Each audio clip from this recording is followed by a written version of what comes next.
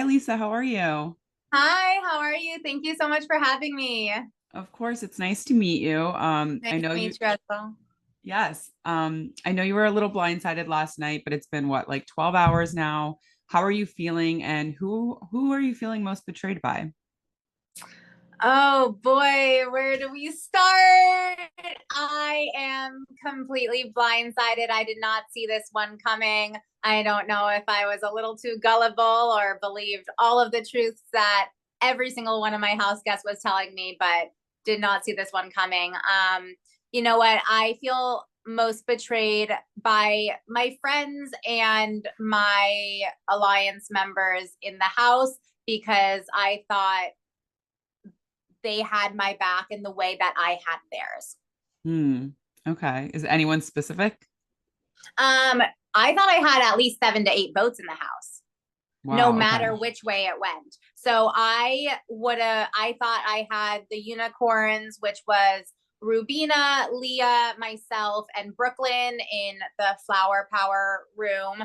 And then one of my other alliances was Quinn, T and T Core. I was also friends with Chemo. Cam said he had my back. So when I tell you I was shocked once I was creating that contingency of if it came down to something, these would, but eventually, the House had to vote. They clearly had, I think they had a plan all along, but I really want to know what the tea is. Yeah, I was gonna say, like, why do you think they chose to keep you over Angela? There was, and I will say, I think it was planned all along. So just so you know, Yeah. um, but yeah, why do you think they kept her over you?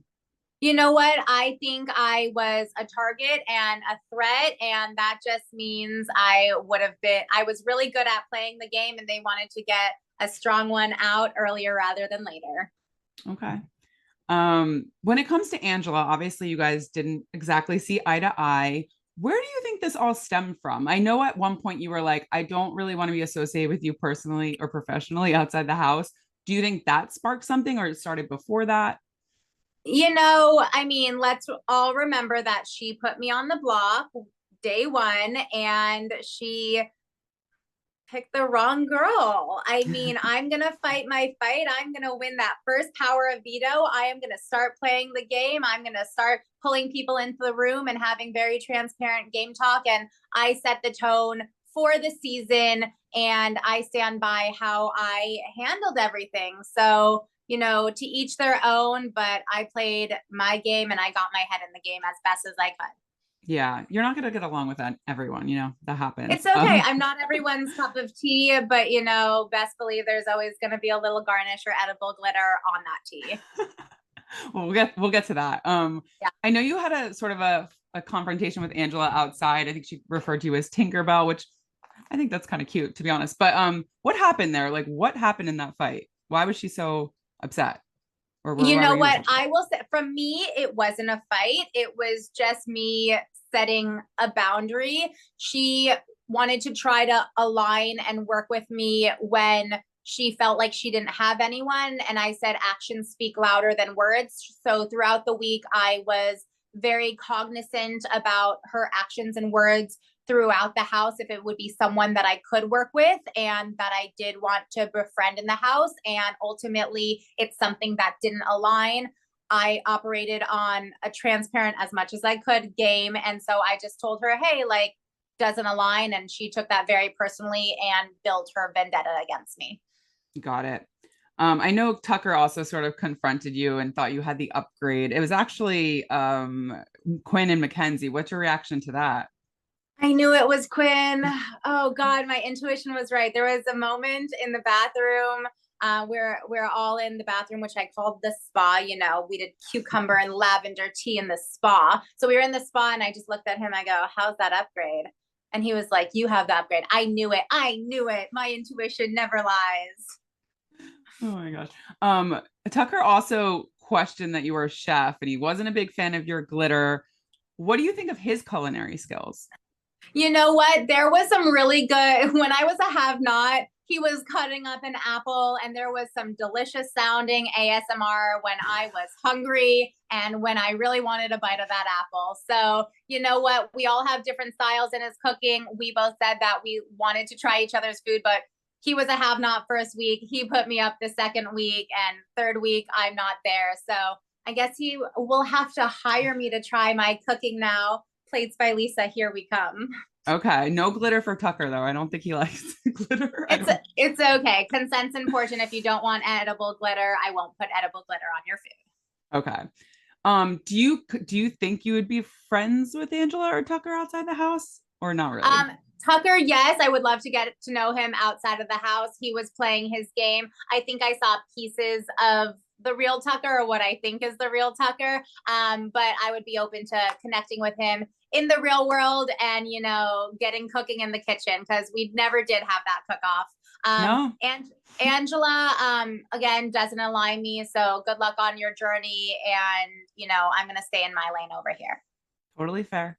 Kenny was your only vote to stay. What do you think about that? And do you know he's an undercover cop? And what's your reaction to that? Yes, Dad, get it.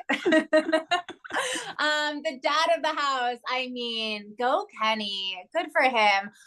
Everything that he said to me, I really believed. He had one foot in the door, one foot out the door, one foot in the door. And, you know, he watched everything. And I think he is underestimated, and he's a lone wolf in the house. And I hope that he can keep his head in the game, because I know that when I walked through the door, I wanted to align or learn from him and grow from him. And every week, you know, we were block buddies 2 weeks in a row. And when he was the only one during the eviction ceremony that said, you have my vote. And I believe that. And he stood by that. And that was very evident through and through. Okay.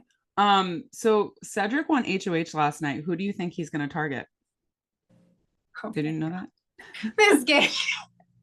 This game just keeps getting crazier and crazier. I honestly have no idea, because I never discussed game with Cedric. Baby Blue, you know what? I think he knows the game better than he's letting off. He's saying that he doesn't really watch the game and he doesn't really know that much, but I think he knows a lot. I think he's a super fan, and I know who he's friends in the house with, but he might make some moves that surprise all of us. I don't know if he's a super fan, but like he's definitely smarter than maybe people assume. I don't know. Nice kid. What do you think was your biggest mistake? Like, what would you do differently if you can redo things? You know what? I don't think I made any full-on mistakes, because I went in with every piece of me that I am, personally, professionally, psychologically. I've taken my whole life and who I am and applied it to every piece of the show. And for that, I can walk away feeling like a winner of being who I am authentically in the show and doing my best at every turn in the road. With that being said, I might talk a little less and process a little less out loud to not show people the inner workings of my mind. But I'm only human. And when you're in there, you need to talk to someone. And all we could do was talk it out with people. So that might be something. I originally wanted to lay low and just socialize and cook people some meals and put edible glitter on things. But, you know, I was put on the block, and from the get-go, I had to survive and fight and get my head in the game right away and not lay low or under the radar. So no regrets. I am proud of myself and proud of the game that I played. Do you think it would have helped at all if you came clean about voting for Matt, or do you think it would have made it worse? I don't think so. I stand by that strategic choice just because there were already so many narratives and different perspectives of me in the house. I didn't want people to doubt any words that were coming out of my mouth, even though everyone thought I was lying, even when I was being completely honest, which is interesting. But that's Big Brother. Everyone thinks that everyone's lying, except for me. I didn't think that anyone was lying, but allegedly they were. I stand by that. I voted for him not because I was in alliance and not because I was wrapped around his finger, but because we were developing a good social game, and he would have been a number for me until I needed to kick him out. That is why I kept him or that's why I voted for him. And, you know, Kenny also told me that he wanted to go. Mm, So I wanted to okay. like respect both. Okay. I know we have to wrap up, but I'm curious, who do you think is playing the best game right now? And who do you think is playing the worst game right now? I think Leah's playing the best game. Okay. She was supposed to be my final two. I think she worked me as well. And I always knew that there might be a little piece of her that might be working and planting seeds with me. We both have very similar minds in terms of being business women. And I'm very excited to connect with her out of the house, try to get to know the real her outside of the game. But I think she is a force to be reckoned with. And also watch out for Brooklyn. Fierce Mama has got it going on, and she's really smart. And I'm hopefully excited to see one or both of them in the finals. Okay. And who's playing the worst game? I mean,